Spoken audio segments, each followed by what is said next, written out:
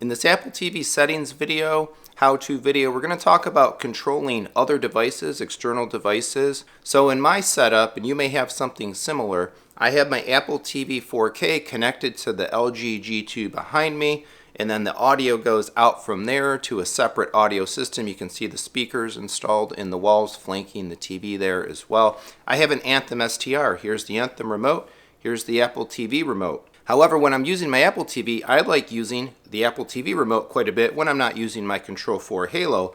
But I need and like to be able to control the volume of the Anthem STR with this remote. The Apple TV really has two ways to control volume and control other devices like that. One of them, of course, is HDMI CEC.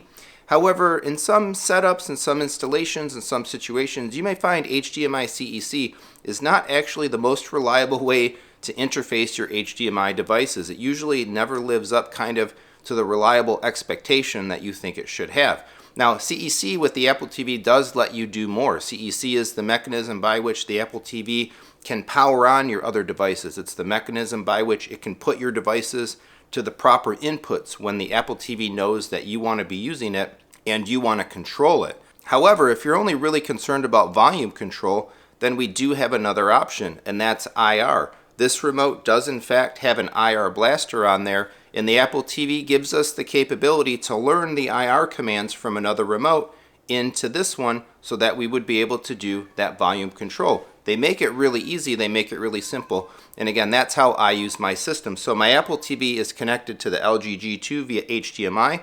I've got optical audio going down to my Anthem STR. There's no CEC or command and control option over optical, it's just an audio connection, and so I have to use the IR method. So I want to go through the menus, I want to go through the learning process really quick here and kind of give you the information that you need to be able to set up your system and use it like this if that's what you need to do.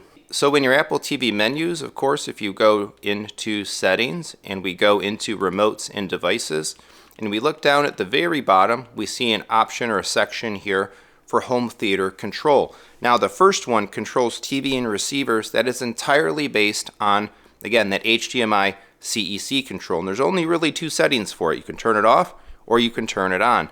Now, if you want to do finer CEC control, and maybe in the future I'll make a separate video on that, you would go set other CE settings on the other devices, meaning configuring the TV, like do you allow it to turn it on and off? Do you allow it just to change inputs, or maybe both?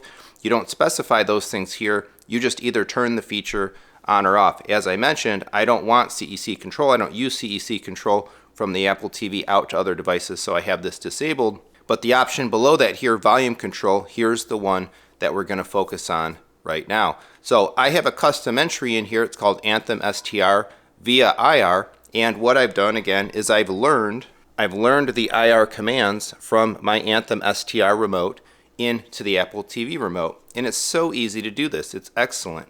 If I go down to basically here to learn new device, it's asking to learn the remote. Press and hold the volume up button on the other remote. Continue to hold it until the progress bar is full. Now, one thing to keep in mind is that you do actually do this with the Apple TV unit itself. So what I'm going to do is identify the volume up remote on my STR. My Apple TV is behind the TV. I'm going to point it at it, press the button until we successfully learn that command. Now we want to learn volume down. Take your volume down button, aim it at the Apple TV, push it until we learn it, and the last one, of course, is mute. We're going to point it there, hit the mute button, learn it, and bingo. Yeah, and keep in mind the key element there being that I was pointing the IR commands from the remote that I was learning from to the Apple TV unit itself, not to the Apple TV remote. And now we have the option, which is pretty nice, to give this a name. I'm just going to call this test. And of course I'm using that awesome grid keyboard. If you refer back to one of the earlier how-to Apple TV settings videos, that was one of the first ones that I did. Love the grid keyboard. I'm going to hit done here, setup complete. You can now control the volume using your remote. And here it is in the list, test via IR.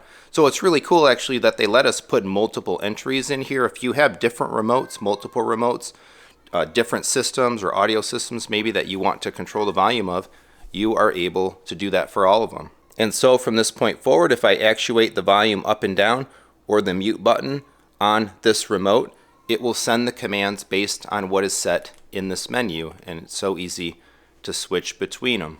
So there you go, real cool, real simple, and one of the many reasons that the Apple TV is pretty much my favorite streamer box for media content consumption, TV watching, and all of those sorts of things. Sound off in the comments. Let me know if this is useful for you. What kind of integration do you have between the Apple TV, your audio components, and the rest of your system? Do you use HDMI CEC? Do you learn remotes into your Apple TV using IR? And how do you take advantage of it? Let me know, let others know, and hopefully this information is useful to you. If you want to, I've got a whole bunch of Apple TV 4K settings, videos, preferences, and all of that sort of stuff. Check it out here on the channel. Otherwise, let me know what else you'd like to see with regards to Apple TV 4K information. If you'd like to support the channel, many ways to do that down below. If this video was really helpful and useful to you, hey, leave a super thanks, leave a PayPal or Venmo tip. I'd appreciate it. Shop with Audio Advice and Amazon with the affiliate links. Otherwise, please do all that regular YouTube stuff. Like, subscribe, hit the bell for notifications, share the video, and again, leave those comments and let's chat. Thanks so much for watching and coming back for more home theater discussion and fun.